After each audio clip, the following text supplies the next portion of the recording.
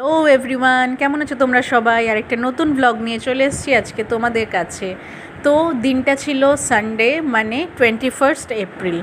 তো কলকাতার গরম নিয়ে তো আর কিছু বলার নেই, প্রচণ্ড গরম। তারপর বাড়তি টেম্পারেচার এনে দিয়েছিল হচ্ছে কেকেআর ভার্সেস আরসিবির ম্যাচ, যেটা ছিল ইডেনে। তো আমি কোনো দিনও লাইভ মাঠে বসে খেলা দেখিনি, তো একটা বাড়তি এক্সাইটমেন্ট তো ছিলই আমার এই ম্যাচটা নিয়ে। কিন্তু তাও ভাবছিলাম যে এত গরম, যাব কি যাব না। শেষমেশ আর না ভেবে ভাবলাম চলেই যাই, যা হয় দেখা যাবে, পৌঁছে তো যাই। তো যাই হোক, লোকের গুঁতো খেতে খেতে, লাইন দিয়ে দাঁড়াতে দাঁড়াতে আমাদের আকাশবাণী ভবনের ওখানে উবের নামিয়ে দিয়েছিল। আকাশবাণী ভবন থেকে মোটামুটি মিনিট 15 হেঁটে, লোকের গুঁতো খেয়ে, গরমে, ম্যাচটা ছিল 3:30 থেকে। তো যাই হোক, অ্যাট লাস্ট এসে পৌঁছালাম মাঠে। মাঠের বাইরের থেকেই একটা দর্শকদের প্রচণ্ড চিৎকার শুনতে পাচ্ছিলাম। তো মাঠে পা দিয়েই প্রথম যেটা খুব বড় প্রাপ্তি হলো আমার, যেটা আমি ভাবতেও পারিনি, বিশ্বাসই করতে পারছিলাম না, সেটা হলো একদম ভগবান দর্শন। আমার কাছে তো ভগবানই, তোমাদের কাছে কি জানিও। বিরাট কোহলি ফার্স্টে মাঠে ঢুকেই দেখতে পেলাম বিরাট কোহলিকে। এত কাছ থেকে যে এত মানে ভালোভাবে দেখতে পাবো আমি তো ভাবতেও পারিনি। তো যাই হোক, ম্যাচ শুরু হলো, এনজয় করতে শুরু করলাম। তো শুনতেই পাচ্ছ দর্শকদের উত্তেজনা, একটু শুনে নাও।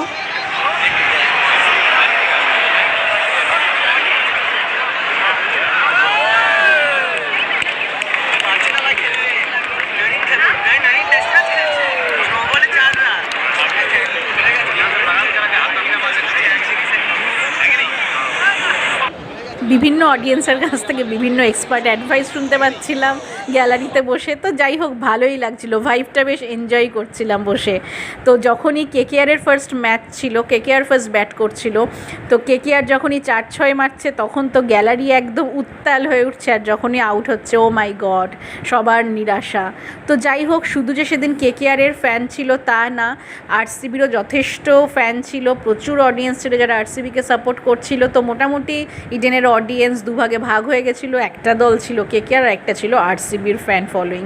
তো আরসিবির ফ্যান ফলোয়িং নিয়ে যা দেখলাম, একমাত্র একটা মানুষকে ঘিরেই কিন্তু সেই ফ্যানরা এসছে, এই একটা মানুষকেই দেখতে, দ্যাট ইজ বিরাট কোহলি। তো যাই হোক, আমরা তো খুব মজা করছিলাম, খুব ভাল লাগছিল, মাঝে মাঝে দু একটা সেলফি টেলফিও তুলছিলাম। তো এইভাবে সেলফি টেলফি তুলতে তুলতে আমরা খেলা এনজয় করছিলাম। তো এই যে দেখতে পাচ্ছ, এক্ষুনি বিরাট কোহলি একটা ক্যাচ ধরেছে, তো জাস্ট একদম আউট হয়ে গেল। আমাদের মনটা আবার একটু খারাপ হয়ে গেল। তো কি করা যাবে, পার্টস অফ গেম। তো এইভাবে ফার্স্ট ইনিংসটা মোটামুটি আমরা ভালোভাবেই এনজয় করতে শুরু করলাম।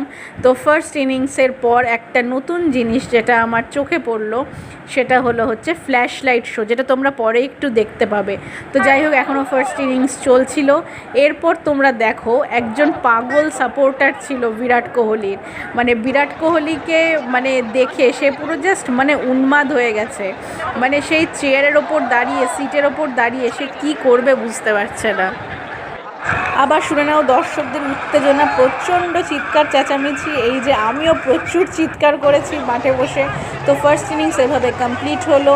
ফার্স্ট ইনিংসের পরে এই যে সেই এর কথাই বলছিলাম, সেই পাগল অডিয়েন্স দেখো কি করছে, আমাদের ভালো এন্টারটেন করেছে, মানে একে দেখতে দেখতেই আমাদের প্রচুর সময় কেটে গেছে।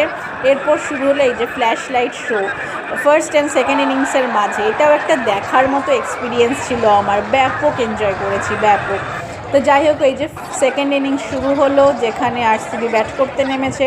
ফার্স্ট ব্যাট করতে নেমেছিল বিরাট কোহলি। তো বিরাট কোহলি সেদিন 18 রান করে আউট হয়ে গেল, স্যাড।